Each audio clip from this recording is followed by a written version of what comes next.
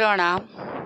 माधव विद्या संकुल online teaching में विद्यार्थी मित्रों तमारू हार्दिक स्वागत है। धोरण 7 विषय हिंदी एमा प्रथम पाठ है चित्र के संग संग एटले के विद्यार्थी मित्रों चित्रपाठ। अहींया आ पाठ में आपणे चित्रनु निरीक्षण एटले के चित्रनु अवलोकन करवानुं छे અને એના દ્વારા જે સ્વાધ્યાય અભ્યાસના સવાલ જવાબ આપ્યા છે એ આપણે સમજવાના છે।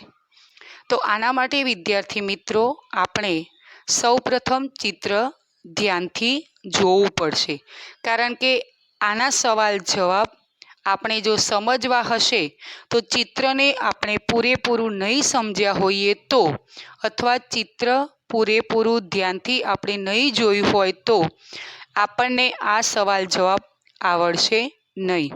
તો વિદ્યાર્થી મિત્રો તમારી હિન્દીની ટેક્સ્ટ બુકમાં આ ચિત્ર આપેલા છે જે તમારે ધ્યાનથી જોવાના છે। તે છતાં હું તમને આ ચિત્ર બતાવી રહી છું તે તમે ધ્યાનથી જોજો, કારણ કે લાઈવ લેક્ચરમાં પણ મેં તમને આ પાઠ સમજાવી દીધો છે।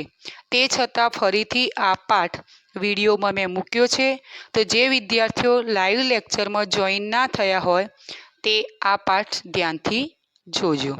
તો હવે વિદ્યાર્થી મિત્રો આપણે ચિત્રને સમજીએ। સૌપ્રથમ આ ચિત્રમાં હું ગુજરાતીમાં વાત કરીશ, પછી તમને એના સવાલ જવાબ હિન્દીમાં સમજાવીશ। તો જે સાયકલ સવાર છે તે સાયકલમાં એટલે કે ટાયર અથવા ટ્યુબમાં હવા ભરી રહ્યો છે। એની પાછળ કુંજડી એટલે કે શાક વેચવાવાળી છે તે માથા પર ટોપલી મૂકી અને શાક વેચવા જઈ રહી છે। એની ઉપરનું ચિત્ર છે એક દંડા પર પોપટ બેઠો છે। બાજુમાં એક ફુગ્ગાવાળો છે અને તે ફુગ્ગા વેચવા જઈ રહ્યો છે। પછી નીચે એક મોચી પોતાની દુકાન લઈને બેઠો છે અને કદાચ તે કોઈ ગ્રાહકની રાહ જોઈ રહ્યો છે। પછી બાજુમાં જે ચિત્ર છે તે કૂતરાનું છે અને કૂતરો આરામ કરી રહ્યો છે। હવે રસ્તા પર જે ચિત્ર આપેલું છે તે આપણે ધ્યાનથી જોઈશું। એક બાઇકવાળો પોતાની બાઇક લઈને જઈ રહ્યો છે, પાછળ એક રિક્ષા આવી રહી છે અને એની પાછળ કાર પણ દેખાઈ રહી છે। હવે દૂર સુધી આપણે નજર કરીએ તો કેટલાક પાકા મકાનો અને એવું બધું આપણને ચિત્રમાં વિદ્યાર્થી મિત્રો જોવા મળી રહ્યું છે। તો આ આપણે ચિત્રની સમજૂતી વિદ્યાર્થી મિત્રો મેળવી લીધી, બરાબર। હવે આ ચિત્રના જે સવાલ જવાબ આપેલા છે એની સમજૂતી હું તમને હિન્દીમાં આપીશ। પહેલો સવાલ છે, इस चित्र में कौन कौन सी क्रियाएं हो रही है। तो विद्यार्थी मित्रों આપણે આ ચિત્ર ગુજરાતીમાં સમજી ગયા। હવે આ જ ચિત્રનો જવાબ આપણે હિન્દીમાં આપવાનો છે। તો આનો જવાબ આવશે વિદ્યાર્થી મિત્રો, साइकिल सवार टायर में अथवा ट्यूब में हवा भर रहा है। वाक्य पूर्ण थाय त्या विद्यार्थी मित्रों विराम चिन्ह એટલે કે પૂર્ણ વિરામ આપણે કરવા જોઈએ। બીજો છે, गुब्बारे वाला गुब्बारे बेचने जा रहा है। कुंजड़ी सब्जियां बेचने जा रही है।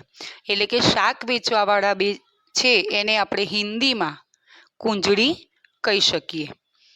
मोची अपनी दुकान लेकर बैठा है, शायद ग्राहक की राह देख रहा है। હવે વિદ્યાર્થી મિત્રો તમે આ સવાલમાં જોઈ શકો છો કે દુકાન લેકર બેઠા હે પછી મેં અલ્પ વિરામનું ચિહ્ન કર્યું છે અને પછી મેં લખ્યું છે શાયદ ગ્રાહક કી રાહ દેખ રહા હે પછી પાછું મેં પૂર્ણ વિરામ કર્યું છે। એટલે કે વિદ્યાર્થી મિત્રો કોઈ વાક્ય અધૂરું હોય તો આપણે ત્યાં માટે અલ્પ વિરામનો ઉપયોગ કરી શકીએ છીએ। આગળ છે, कुत्ता लेटा हुआ है। એની આગળ તોતા દંડે પર બેઠા હુઆ હે। એનું આગળનું ચિત્ર છે, સડક પર बाइक सवार जा रहा है, उसके पीछे रिक्शे वाला और मोटरें दिख रही है। આગળ છે કુછ પક્કે મકાન દિખ રહે હૈ। તો આવી રીતે આપણે વિદ્યાર્થી મિત્રો પહેલો સવાલ જોઈ ગયા। હવે બીજો સવાલ, ગુબ્બારે હવા મેં ક્यों ઉડ રહે હૈ? તો વિદ્યાર્થી મિત્રો ગુબ્બારેનો મતલબ થાય ફુગ્ગા ફુગ્ગા। તો એમ કે ફુગ્ગા હવામાં કેમ ઉડી રહ્યા છે? તો આનો જવાબ આવશે क्योंकि गुब्बारे में गैस भरी हुई है। ત્રીજો સવાલ, ट्यूब में हवा कब और क्यों भरी जाती है? तो जवाब आवशे क्योंकि हवा भरने से टायर अथवा ट्यूब कड़ा हो जाता है और साइकिल अच्छी तरह से चलती है। चौथो सवाल, चित्र में कुत्ता मुंह लटका कर क्यों लेट गया है? तो जवाब है क्योंकि वह आराम कर रहा है। पांचमो सवाल, कुंजड़ी कहाँ कहाँ जा सकती है? तो जवाब है कुंजड़ी शेरी, गली और मोहल्ले में जा सकती है।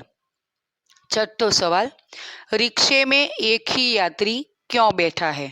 तो जवाब आवशे क्योंकि उसे दूसरी सवारी नहीं मिली होगी। सवारीनो मतलब थाय गुजरातीमां पेसेंजर। तो आ रीते विद्यार्थी मित्रों आपणे जे चित्र पहेलुं हतुं एना लगता जे आपणे सवाल जवाब हता एनी समजूती आपणे मेळवी लीधी। हवे विद्यार्थी मित्रों तमारी हिंदीनी टेक्स्टबुकमां पाछळना पाना पर बीजुं चित्र आपेलुं छे। ए बीजुं चित्रमां कंईक फेरफार आपणने पहेला चित्र करता कंईक बीजा चित्रमां आपणने फेरफार जोवा मळे छे। एटले के चित्र तो एनुं ए ज छे पण तमे ध्यानथी जुओ पहेला चित्रमां ने बीजा चित्रमां कंईक तफावत आपणने जोवा मळे छे। हवे ए तफावत अथवा ए फेरफार केवी रीते थयो, केम थयो ए આપણે આ ચિત્ર દ્વારા સમજીશું। હવે હું તમને આ બીજું ચિત્ર છે તે સમજાવું છું। સાયકલ સવાર એટલે કે સાયકલવાળો છે તે પડી ગયો છે। એની પાછળ જે શાકભાજી વેચવાવાળા બેન હતા એમના માથા પરથી ટોપલી પડી ગઈ છે। પોપટ ઉડી ગયો છે। ફુગ્ગાવાળા જે ભાઈ હતા એમના હાથમાંથી ફુગ્ગાઓ બધા આમ તેમ વિખરાઈ ગયા છે। પછી છે મોચી રોડ ઉપર એટલે કે રસ્તા પર આવી ગયો છે અને કૂતરો ત્યાંથી ભાગી ગયો છે। તો આ રીતે આપણે આ ચિત્ર જોઈ ગયા વિદ્યાર્થી મિત્રો। હવે આ ચિત્રમાં કેમ આવું થયું? તો એનો જવાબ એવો આવે વિદ્યાર્થી મિત્રો કે ટાયર જૂનું હતું અને એ જૂના ટાયરમાં હવા વધારે ભરવાથી એ ટાયર ફાટી ગયું વિદ્યાર્થી મિત્રો। અને ટાયર ફાટવાના અવાજથી ગભરાઈને આજુબાજુના જે વાતાવરણ પર શું ફેર પડ્યો અથવા શું પરિવર્તન આવ્યું એ વિદ્યાર્થી મિત્રો આપણે બીજા ચિત્રમાં જોઈ ગયા। હવે આ બીજા ચિત્રને લગતા સવાલ જવાબ આપણે જોઈશું। પહેલો સવાલ છે टायर फटने पर क्या क्या हुआ? तो आनो जवाब है विद्यार्थी मित्रों कारण के मैं जे तमने समजूती बीजा चित्रनी आपी ए मैं गुजराती में आपी हती। हवे आपणे आनो सवाल अने आना जवाब आपणे हिंदी में जोईशुं कारण के तमारे आना सवाल जवाब हिंदी में ज लखवाना छे। मैं गुजराती में एटला माटे तमने समजण आपी के जेथी सरळताथी तमे तेने समझी सको। तो आनो जवाब है टायर फटने पर टायर में हवा भरने वाला आदमी गिर पड़ा। कुंजड़ी के सिर पर से टोकरी गिर गई और सब्जियां जमीन पर बिखर गई। डंडे पर बैठा तोता उड़ने लगा। बंधे हुए गुब्बारे छूटकर यहाँ वहाँ उड़ने लगे। मोची का सामान इधर उधर बिखर गया। लेटा हुआ कुत्ता उठकर भागने लगा। हवे बीजो सवाल, टायर के अलावा, अलावानो मतलब था विद्यार्थी मित्रों सिवाय, तो टायर के अलावा फटने वाली अन्य चीज़ों के नाम બતાવીએ. એટલે કે ટાયર ફાટી શકે તો આપણે આ ચિત્રમાં જોયું, પણ એના સિવાય કઈ કઈ ચીજો એવી છે કે જે ફાટી શકે? તો આનો જવાબ આવશે ગુબ્બારા, એટલે કે ફુગ્ગો, ફૂટબોલ, બાસ્કેટબોલ, તકિયા, મૂનવોકર આદિ. આદિનો મતલબ થાય વગેરે. ત્રીજો સવાલ, रिक्शे वाला बाइक से क्यों टकराया? तो जवाब छे बाइक वाला गलत ढंग से रास्ता बदल रहा था, इसीलिए रिक्शे वाला बाइक से टकराया. चौथो सवाल, टायर फटने का प्रभाव किन किन पर नहीं पड़ा? तो जवाब छे टायर फटने का प्रभाव रिक्शा, कारों और मकानों पर नहीं पड़ा. पांचमो, मोची क्यों रास्ते पर आ गया? तो जवाब छे टायर फटने की आवाज से डर कर मोची रास्ते पर आ गया. હવે આ જ પાઠનો વિદ્યાર્થી મિત્રો આપણે સ્વાધ્યાય જોઈશું. એનો પહેલો સવાલ, રબર से बनी हुई चीज़ों के नाम लिखिए. तो जवाब આવશે रबर से बनी हुई चीज़ों के नाम गेंद એટલે કે દડો, तरह तरह के टायर, पेंसिल से लिखा हुआ मिटाने की रबर, रबर बैंड आदि. बीजो सवाल, टायर फटने से पहले क्या हो रहा था? टायर फटने से पहले साइकिल की दुकान वाला टायर में हवा भर रहा था, गुब्बारे वाले गुब्बारे बेचने जा रहा था, कुंजड़ी सब्जियां बेचने जा रही थी, मोची सड़क पर बैठा था और शायद ग्राहक की राह देख रहा था, कुत्ता लेटा हुआ था और तोता डंडे पर बैठा हुआ था. ત્રીજો સવાલ, टायर क्यों फटा? तो जवाब छे टायर पुराना था, इसीलिए हवा अधिक भर जाने से फट गया.